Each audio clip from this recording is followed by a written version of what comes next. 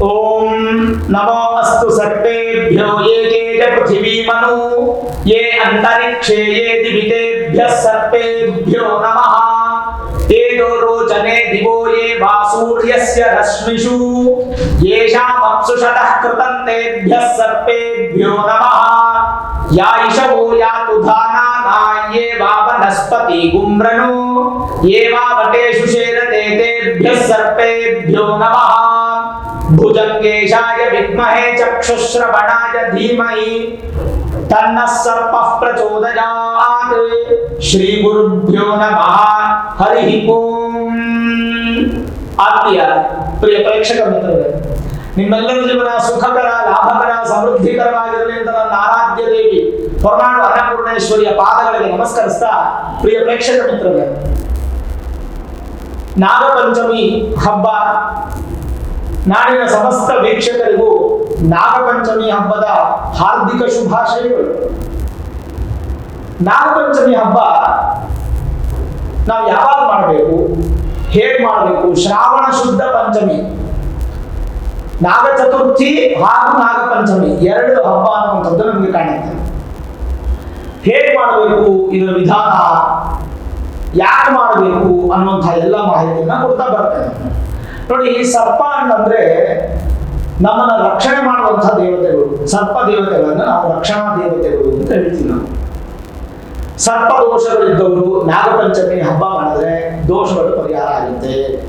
ಮಕ್ಕಳಾಗಿದ್ರೆ ಸರ್ಪ ದೋಷ ಅನ್ನುವಂಥದ್ದು ಹೆಚ್ಚಿದ್ರೆ ಪರಿಹಾರ ಆಗುತ್ತೆ. ನಮ್ಮ ಹಿರಿಯರು, ತಂದೆ, ತಾತ, ಮುತ್ತಾತ, ಹೀಗೆ ರೈತರು ಹೊಲ ಕೆಲಸ ಮಾಡ್ತಿರ್ತಾರೆ, ಹಾವು ಬಂದ್ಬಿಡುತ್ತೆ, ಪ್ರಾಣ ಭಯದಲ್ಲಿ ಹೊಡೆದಾಡ್ತಾರೆ, ಸತ್ತೋಗುತ್ತೆ, ಈ ಥರದ್ದೇನಾದ್ರೂ ಮಾಡಿದ್ರೆ ಅಂತಹದ್ದೆಲ್ಲ ನಮಗೆ ನಿವೃತ್ತಿ ಆಗುತ್ತೆ. ನಮ್ಮ ಮಕ್ಕಳಿಗೆ ಬರದೇ ಇರುತ್ತೆ. ಇವೆಲ್ಲವೂ ಕೂಡ ನಮಗೆ ಬಹಳ ಪಾಸಿಟಿವ್ ಆಗಿ ಅಪ್ಲೈ ಆಗುತ್ತೆ. ಹಾಗಾಗಿ ನಾವು ಪರಿಹಾರ ಮಾಡ್ಕೋಬೇಕು ಅನ್ನುವಂಥವ್ರು ನಾಗಪಂಚಮಿ ಹಬ್ಬವನ್ನ ಮಾಡಿ. ಹಬ್ಬ ಅಂದ್ರೆ ನಿಮ್ಗೆ ಗೊತ್ತೇ ಇದೆ, ಮನೆ ಮುಂದೆ ಸಾರಿಸಿ ಗುಡಿಸಿ ರಂಗೋಲಿ ಹಾಕಿ ಹೊಸರನ್ನ ಪೂಜೆ ಮಾಡಿ ಅರ್ಶನ ಇಟ್ಟು ತೋರಣ ಕಟ್ಟಿ ಮನೆಗೆ ಹೂವನ್ನ ಹಾಕಿದ್ರೆ ಮೈನ್ ಡೋರ್ಗೆ ಹೂವನ್ನ ಹಾಕಿ ಮನೆಯನ್ನೆಲ್ಲ ಶುದ್ಧಿ ಮಾಡಿಕೊಂಡು ದೇವ್ರ ಮನೆಯೆಲ್ಲ ಶುದ್ಧಿ ಮಾಡಿ ಒಳ್ಳೆ ವಿಧ ವಿಧವಾದ ತುಪ್ಪದ ಅಡಿಗೆಗಳನ್ನ ಮಾಡಿ ಎಲ್ಲ ವ್ಯವಸ್ಥೆ ಮಾಡಿ ಇಟ್ಕೊಳ್ಬೇಕು. ಇಟ್ಕೊಂಡು ಇದನ್ನ ಪಣಿಗೌರಿ ವ್ರತ ಅಂತ ಕೂಡ ಕರೀತಾರೆ. ನಾಗಪಂಚಮಿ ಅಥವಾ ಗರುಡ ಪಂಚಮಿ ಅಂತ ಕೂಡ ಕರಿತೀವಿ ನಾವು. ಅಂದ್ರೆ 3 ಹೆಸರಿದೆ ನೋಡಿ ಇದಕ್ಕೆ. ನಾಗ ಚತುರ್ಥಿನೂ ಇದೆ, ಅಂದ್ರೆ ನಾಗಪಂಚಮಿ ಹಿಂದಿನ ನಾಗ ಚತುರ್ಥಿ ಇದೆ.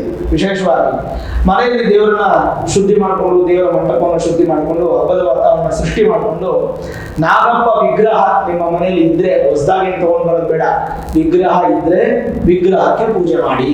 ಇಲ್ವಾ, ಹುತ್ತದ ಮಣ್ಣು ತಗೊಂಡ್ಬಂದು ಒಂದು ತಟ್ಟೆಯಲ್ಲಿ ಒಂದ್ ಸ್ವಲ್ಪ ನೀರು ಹಾಕಿ ಒಂಚೂರು ತುಪ್ಪ ಹಾಕಿ ಚೆನ್ನಾಗಿ ಗಟ್ಟಿ ಉಂಡೆ ತರ ಮಾಡಿಕೊಂಡು ನಾಗಪ್ಪನ ತರ ಅದನ್ನು ಬಿಡಿಸ್ಬಿಟ್ಟು ಅದಕ್ಕೆ ನೀವು ಪೂಜೆ ಮಾಡ್ಬೋದು. ಅದಾದ್ಮೇಲೆ ನೀರಲ್ಲಿ ಅದನ್ನ ವಿಸರ್ಜನೆ ಮಾಡ್ಬೋದು.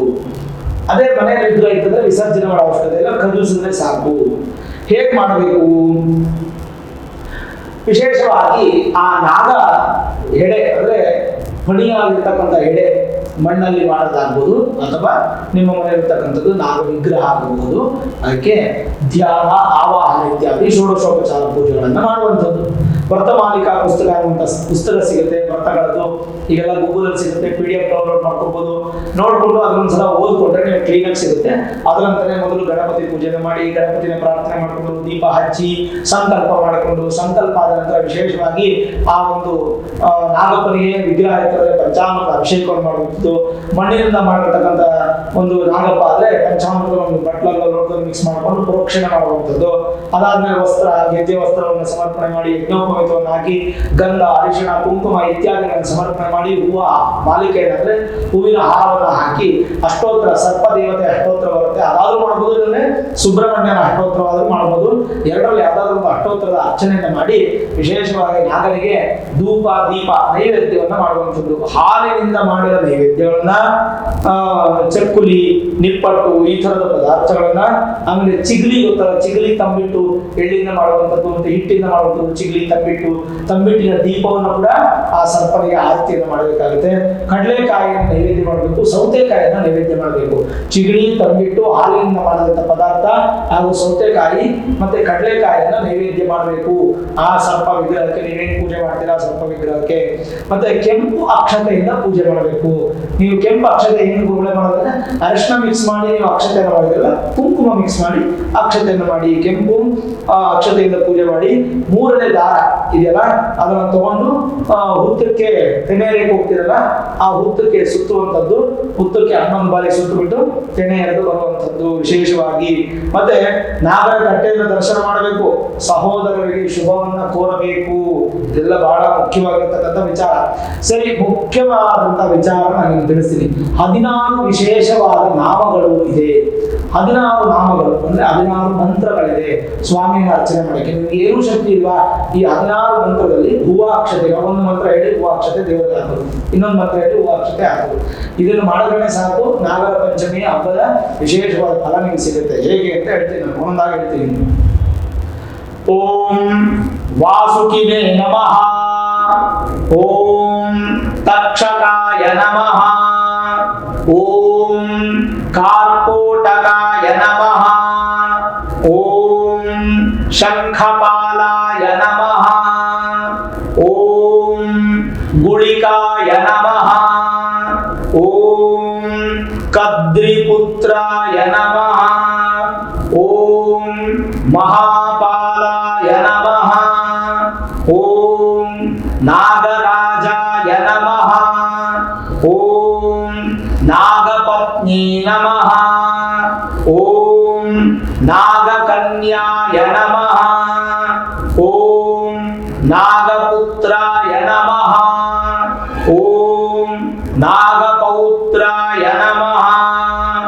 ಓಂ ನಾಗಪ್ರಪೌತ್ರಾಯ ನಮಃ. ಓಂ ಆಶ್ಲೇಷಾಯ ನಮಃ. ಓಂ ನಾಗಮಣಿಪ್ರದಾಯಕಾಯ ನಮಃ. ಓಂ ಶ್ರೀ ಸರ್ಪರಾಜಾಯ ನಮಃ. ಷೋಡಶ ನಾಮ ಪೂಜಾಂ ಸಮರ್ಪಯಾಮಿ. ಈ 16 ನಾಮಗಳಿಂದ ಆ ಸ್ವಾಮಿಗೆ ಪೂಜೆಯನ್ನು ಮಾಡಿದಂಥದ್ದು. ಇದು ಬಹಳ ವಿಶೇಷವಾಗಿರ್ತಕ್ಕಂಥ ವಿಚಾರ. ಸರಿ, ಹಾಗಾದ್ರೆ ಈ ಒಂದು ವ್ರತವನ್ನ ಯಾಕೆ ಮಾಡಬೇಕು, ಹೇಗೆ ಮಾಡಬೇಕು, ಯಾವ ರೀತಿಯಾಗಿ ಮಾಡಬೇಕು, ಇದರ ಕ್ರಮ ಏನು, ಹಾಗೆ ಇದನ್ನ ಈ ಹಿಂದೆ ಯಾರು ಮಾಡಿದ್ರು, ಇದನ್ನ ಮಾಡೋದ್ರಿಂದ ಯಾವ ರೀತಿಯಾದಂಥ ಫಲವನ್ನ ನಾವು ಅನುಭವಿಸಬಹುದು ಅನ್ನುವಂಥ ಎಲ್ಲ ಮಾಹಿತಿಯನ್ನು ನಾನು ನಿಮಗೆ ವಿಶೇಷವಾಗಿ ಕೊಡ್ತೀನಿ. ಈಗ ನೋಡಿ, ನಾಗಪಂಚಮಿ ಅನ್ನುವಂಥದ್ದು ನಿಮಗೆ ಯಾವಾಗ ಬರುತ್ತೆ, ವಿಶೇಷವಾಗಿ 8ನೇ ತಾರೀಕು, ಅಂದ್ರೆ 8ನೇ ತಾರೀಕು ನಾಗ ಚತುರ್ಥಿ, 9 ನಾಗಪಂಚಮಿ. ತಿಥಿದ್ವಯದಲ್ಲಿ ಸ್ವಲ್ಪ ವ್ಯತ್ಯಾಸಗಳಾಗಿ ಕೆಲವರು ಹಿಂದಿನ ದಿನ ಮಾಡ್ತಾರೆ, ಮುಂದಿನ ದಿನ ಮಾಡ್ತಾರೆ. ಆದ್ರೆ 8 ನಾಗಪಂಚಮಿ ಅಲ್ಲ, 8 ನಾಗ ಚತುರ್ಥಿ, 9 ನಾಗಪಂಚಮಿ. ಕಥೆ ಏನಿರುತ್ತೆ, ಸೂತ ಮಹಾಮುನಿಗಳು ಹಾಗೂ ಶೌನಕಾದಿ ಋಷಿಗಳು ಅವರು ಗುರು ಶಿಷ್ಯರ ಸಂಬಂಧ. ಏನಂತ ಹೇಳ್ತಾರೆ, ಸಹೋದರರು ಹಾಗೂ ಮಕ್ಕಳ ವೃದ್ಧಿಗಾಗಿ, ಅಣ್ಣ ತಮ್ಮಂದರ ವೃದ್ಧಿ ಹಾಗೂ ಮಕ್ಕಳ ವೃದ್ಧಿಗಾಗಿ ಶ್ರಾವಣ ಮಾಸ ಶುದ್ಧ ಪಂಚಮಿಯಂದು ವಿಶೇಷವಾಗಿ 10 ಗಂಟಿನ ಹಾಗೂ 11 ಎಳೆಯ ದಾರವನ್ನ, ಅಂದ್ರೆ 11 ಎಳೆ ಇರಬೇಕು, ಅದಕ್ಕೆ 10 ಗಂಟನ್ನ ಹಾಕೋಬೇಕು. ದಾರವನ್ನ ಕಟ್ಟಿಕೊಳ್ಬೇಕು, ಅಂದ್ರೆ ಪೂಜೆ ಆದ್ಮೇಲೆ ಕಟ್ಕೊಳ್ಬೇಕು, ಅದು ದೊಡ್ಡವ್ರಿಗೆ ಅಂತ ಕಟ್ಸ್ಕೊಳ್ಬೇಕು. ಉಪವಾಸದಿಂದ ಇದ್ದು ಈ ಒಂದು ನಾಗಪಂಚಮಿ ವ್ರತವನ್ನ ಮಾಡಬೇಕು. ಹುತ್ತಕ್ಕೆ ಮನೆಯಲ್ಲಿ ಪೂಜೆ ಮುಗಿಸಿ ಹಾಲು ತೆನೆಯಲಿಕ್ಕೆ ಹುತ್ತಕ್ಕೆ ಹೋಗಿ ದಾರವನ್ನ ಹುತ್ತಕ್ಕೆ ಸುತ್ತಿ ತೆನೆ ಎರೆದು ನೀವು ಬರೋವರೆಗೂ ಬಂದು ಮನೆಗೆ ಬಂದು ಮತ್ತೆ ವಿಶೇಷವಾಗಿ ನಮಸ್ಕಾರವನ್ನ ಮಾಡಿ ಪ್ರಾರ್ಥನೆಯನ್ನ ಮಾಡಿದ ನಂತರ ಊಟವನ್ನ ಮಾಡಬೇಕು. ಅಲ್ಲಿವರೆಗೂ ಊಟವನ್ನ ಮಾಡೋಂಗಿಲ್ಲ. ಅತಿಥಿ ಸತ್ಕಾರ ಮಾಡಲೇಬೇಕು, ಅಂದ್ರೆ ಯಾರಾದ್ರೂ ಒಬ್ಬರಿಗೆ ಊಟ ಹಾಕಿ ಆಮೇಲೆ ನೀವು ಊಟ ಮಾಡಬೇಕು. ತದನಂತರ ಭೋಜನವನ್ನು ಮಾಡಬೇಕು, ಅದಕ್ಕೆ ಮುಂಚೆ ಮಾಡೋಂಗಿಲ್ಲ. ಅಮೃತಮಯವಾಗಿ ಎಲ್ಲಾ ಸೌಖ್ಯಗಳನ್ನ ಸರ್ಪರಾಜ ನಿಮಗೆ ಕೊಡುತ್ತಾನೆ. ಗರುಡನು ಹುಟ್ಟಿದ್ದಕ್ಕೆ ಗರುಡ ಪಂಚಮಿ ಅಂತ ಕೂಡ ಹೆಸರಿದೆ ಇದಕ್ಕೆ. ಹಾಗಾಗಿ ನಾಗಪಂಚಮಿ, ಗರುಡ ಪಂಚಮಿ ಅನ್ನೋದು ಬಹಳ ವಿಶೇಷವಾಗಿರ್ತಕ್ಕಂಥ ಒಂದು ವ್ರತ. ಇದು ಮನೆಯಲ್ಲಿ ಯಾರು ಬೇಕಾದ್ರೂ ಮಾಡ್ಬೋದು. ಹೆಣ್ಣುಮಕ್ಕಳು, ಮುತ್ತೈದೆಯರು, ಮತ್ತೆ ಕನ್ಯೆಯರು, ಯಾರು ಬೇಕಾದ್ರೂ ಮಾಡ್ಬೋದು. ಒಟ್ಟೆ ಏನಪ್ಪ ಅಂದ್ರೆ ಮನೆಯನ್ನ ಶುದ್ಧವಾಗಿಟ್ಟುಕೊಂಡು ಭಕ್ತಿ ಶ್ರದ್ಧೆಯಿಂದ ಪೂಜೆ ಮಾಡಿ ಪ್ರಾರ್ಥನೆ ಮಾಡಿ ನೀವು ಅವತ್ತಿನ ದಿನ ಏನೇನು ಮಾಡ್ಬೇಕಲ್ಲ ಮುಗಿಸ್ಕೊಂಡು ಹುತ್ತಕ್ಕೆ ಹೋಗಿ ಹಾಲೆ ತೆನೆ ಎರೆದ್ಬಿಟ್ಟು, ತೆನೆ ಎರೆದಿ ಆ ಅಶ್ವತ್ಥ ಕಟ್ಟೆ ಇರುತ್ತೆ ಗೊತ್ತಲ್ವಾ, ಅಶ್ವತ್ಥ ಕಟ್ಟೆ ಬೇವಿನ ಮರ ಮತ್ತೆ ಅರಳಿ ಮರ ಇರುತ್ತೆ. ಆ ಎರಡು ಮರದ ಮಧ್ಯೆ ನಾಗರಕರುಗಳನ್ನು ಪ್ರತಿಷ್ಠೆ ಮಾಡಿರ್ತಾರೆ. ನಿಮಗೆ ಶಕ್ತಿ ಇದ್ರೆ ಅವ್ರು ಬೆಳಗ್ಗೆ ಎದ್ದು ಶುದ್ಧಿ ಮಾಡಿ ಹಾಲು ಅಭಿಷೇಕ ಮಾಡಿ ಕ್ಲೀನಾಗಿ ಒರೆಸಿ ಅರಶಿನ ಗಿರಶಿನ ಹಚ್ಚಿ ಹೂವಿನಾರ ಹಾಕಿ ಪೂಜೆ ಮಾಡಿ ಮಂಗಳಾರತಿ ಮಾಡಿ, ಇಲ್ಲ ಶಕ್ತಿ ಇಲ್ಲ ಅಂದ್ರೆ ದರ್ಶನ ಆದ್ರೂ ಮಾಡಿ.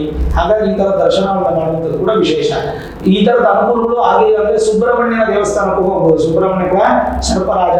ನಾವ್ ಹೇಳ್ತೀವಿ ಸುಬ್ರಹ್ಮಣ್ಯ ತತ್ಪುರುಷಾಯ ವಿದ್ಮಹೇ ಮಹಾಸೇನಾಯ ಧೀಮಹಿ ತನ್ನ ಷಣ್ಮುಖ ಪ್ರಚೋದಯಾತ್ ಅಂತ ಹೇಳಿ. ಅಂದ್ರೆ ವಿಶೇಷವಾಗಿರಪ್ಪ ಅಂತಂದ್ರೆ ಸುಬ್ರಹ್ಮಣ್ಯ ಕೂಡ ಸರ್ಪಕ್ಕೆ ಅಧಿಪತಿ ಆಗ್ತಾನೆ. ಹಾಗಾಗಿ ಚಿಂತೆ ಮಾಡೋ ಅವಶ್ಯಕತೆ ಇಲ್ಲ. ಸರ್ಪದೋಷ ಇತ್ತು ಅಂದ್ರೆ ನಾವೇನ್ ಮಾಡ್ತೀವಿ, ಸಾಧಾರಣ ಘಾಟಿಗೋ ಕುಕ್ಕೆಗೋ ವಿದ್ರಾಶ್ವತ್ವಕ್ಕೋ ಇಲ್ಲೆಲ್ಲಾದ್ರೂ ಹೋಗಿ ಸರ್ಪದೋಷ ಪರಿಹಾರ ಮಾಡ್ಕೊಂಡು ಬರ್ತೀವಿ. ಸರ್ಪದೋಷ ಕ್ಷೇತ್ರದಲ್ಲಿ ಸುಬ್ರಹ್ಮಣ್ಯ ಕ್ಷೇತ್ರದಲ್ಲೇ ಪರಿಹಾರ ಆಗುತ್ತೆ ಅಂದ್ರೆ ಆ ಸುಬ್ರಹ್ಮಣ್ಯ ಸರ್ಪಕ್ಕೆ ಅಧಿಪತಿ ಅಂತ ಅರ್ಥ. ಹಾಗಾಗಿ ಆ ಸುಬ್ರಹ್ಮಣ್ಯ ನಾಗರನ್ನ ಆರಾಧನೆ ಮಾಡುವುದು ಬಹಳ ಒಳ್ಳೆಯದು.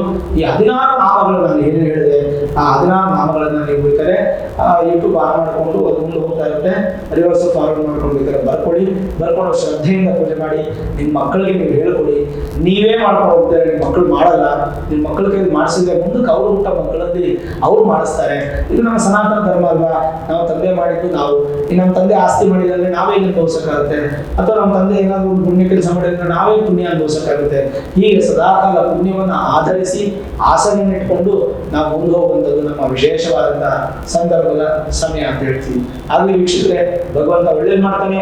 ನಾಗ ಚತುರ್ಥಿ ನಾಗ ಪಂಚಮಿ ಹಬ್ಬದ ಹಾರ್ದಿಕ ಶುಭಾಶಯಗಳು ನನ್ನೆಲ್ಲ ಕರ್ನಾಟಕ ಜನರಿಗೆ ತಿಳಿಸ್ತಾ, ವಿಶೇಷವಾಗಿ ಈ ಒಂದು ಪೂಜೆಯನ್ನು ಮಾಡಿ ಆ ಭಗವಂತನ ಅನುಗ್ರಹ ಪಡ್ಕೊಳ್ಳಿ ಅಂತ ಹೇಳ್ತಾ, ಈ ವಿಡಿಯೋ ಇಷ್ಟ ಆಗಿದ್ರೆ ಲೈಕ್ ಮಾಡಿ, ಶೇರ್ ಮಾಡಿ, ಮುಖ್ಯವಾಗಿ ನಮ್ಮ ಚಾನೆಲ್ಗೆ ಸಬ್ಸ್ಕ್ರೈಬ್ ಮಾಡಿ, ಬೆಲ್ ಐಕಾನ್ ಅನ್ನು ಪ್ರೆಸ್ ಮಾಡಿ. ಪ್ರತಿನಿತ್ಯ ನಾನು ಪೂಜೆ ಮಾಡುವಂತಹ ನನ್ನ ಆರಾಧ್ಯ ದೇವಿ ಹೊರನಾಡು ಅನ್ನಪೂರ್ಣೇಶ್ವರಿ ಆಶೀರ್ವಾದ ಅನುಗ್ರಹ ಸದಾಕಾಲ ಮತ್ತೊಮ್ಮೆ ಸಿಗಲಿ ಅಂತ ಪ್ರಾರ್ಥನೆ ಮಾಡ್ತಾ, ಸರ್ವೇ ಜನಾಃ ಸುಖಿನೋ ಭವಂತು, ಸಮಸ್ತ ಸನ್ಮಂಗಳಾನಿ ಭವಂತು.